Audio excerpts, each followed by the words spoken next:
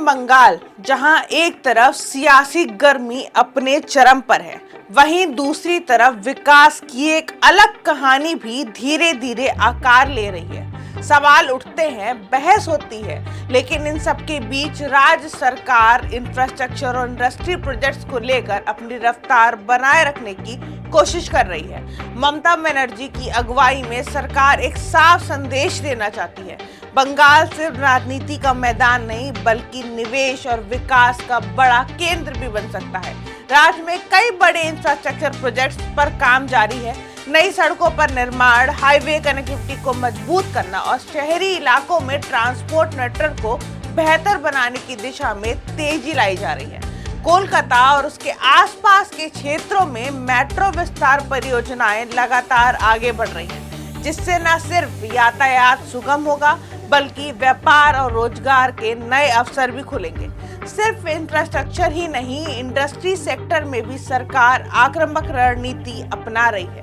Manufacturing, MSME और technology sector में निवेश आकर्षित करने के लिए नई नीतियां लाई जा रही हैं। इंडस्ट्रियल पार्क, लॉजिस्टिक हब और आईटी सेक्टर के लिए विशेष जोन विकसित किए जा रहे हैं, ताकि देश विदेश के निवेशकों को आकर्षित किया जा सके।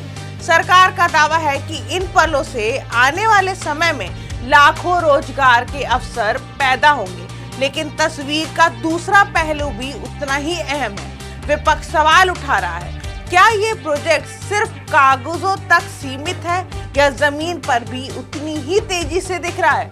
क्या निवेश वास्तव में आ रहा है या सिर्फ वादों का खेल चल रहा है?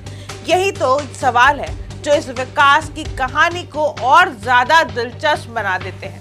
सरकार की कोशिश है कि बंगाल को एक बार फिर इंडस्ट्रियल हब के रूप में स्थापित किया जाए, एक ऐसा राज्य जहां उद्योगों को बेहतर सुविधाएं मिले, जहां लॉजिस्टिक्स मजबूत हो और जहां स्किल्ड वर्क फोर्स आसानी से उपलब्ध हो सके।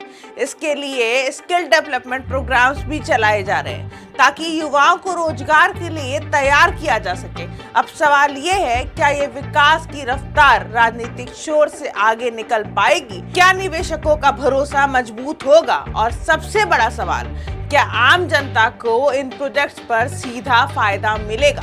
क्योंकि अंत में विकास की असली कसौटी यही होती है, क्या वो लोगों की जिंदगी बदलता है?